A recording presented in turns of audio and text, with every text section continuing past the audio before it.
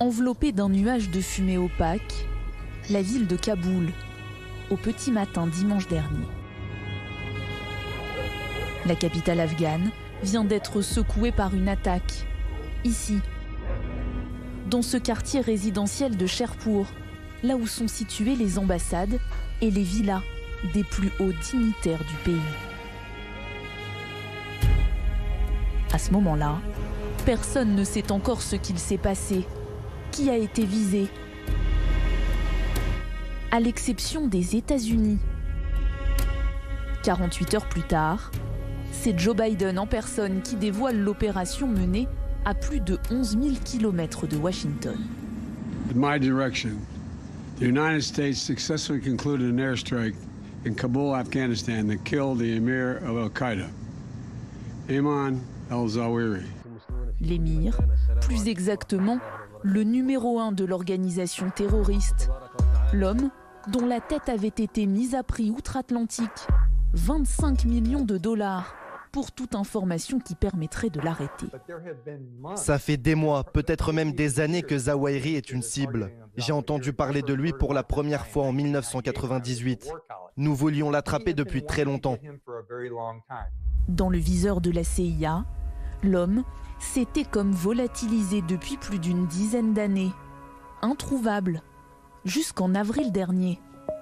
Les renseignements américains arrivent enfin à le localiser, en plein cœur de Kaboul, dans l'Afghanistan des talibans. Plusieurs journalistes occidentaux postent sur Twitter la photo de cet immeuble, dans lequel Ayman al-Zawahiri aurait trouvé refuge. Il semble que les Américains suivaient sa famille proche, au moins une de ses épouses et ses enfants, qu'ils avaient repéré à Kaboul. Et ils ont constaté qu'un homme qui ressemblait beaucoup à Zawahiri avait rejoint cette famille et venait prendre le frais, je dirais le soir, sur une terrasse de la villa où il logeait. Pendant plus de 3 mois, il est sous surveillance par les Américains, qui étudient à la loupe son comportement, ses habitudes tôt le matin sur son balcon, mais aussi l'agencement de sa nouvelle résidence, grâce à une maquette présentée à Joe Biden dans la salle de crise de la Maison-Blanche au début de l'été.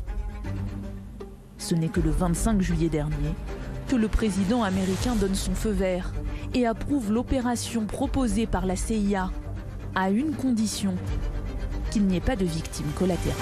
Il a été décidé de le cibler par 2 drones, mais des drones un petit peu particuliers, c'est-à-dire des drones qui ne sont pas équipés de têtes explosives, mais d'une tête avec une sorte de ventilateur, un hachoir si vous voulez, qui cible très précisément l'objectif, mais sans exploser.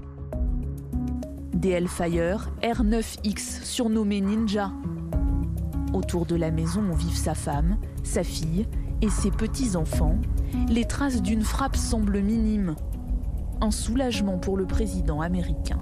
This mission was carefully planned, rigorously minimized the risk of harm to other civilians.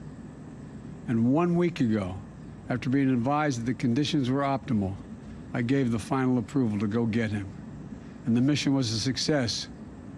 None of his family members were hurt, and there were no civilian casualties.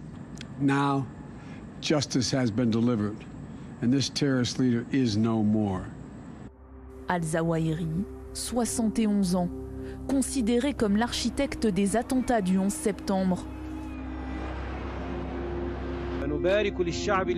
Nous implorons Dieu pour un hiver rigoureux et sombre aux États-Unis, dont il ne résultera que défaite et perte.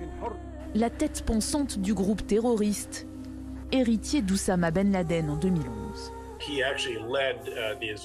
Il a créé et dirigé le djihad islamique égyptien et c'est à la fin des années 1990 qu'il a rejoint Oussama Ben Laden.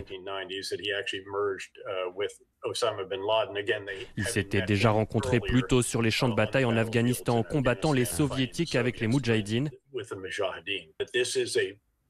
Il faut noter que c'est un succès très symbolique que d'arrêter l'un des derniers leaders d'Al-Qaïda. Il a fait tant de dégâts dans le monde. Aujourd'hui, sa mort vient fragiliser encore un peu plus l'équilibre du groupe terroriste. Mais pour le remplacer, un nom émerge déjà.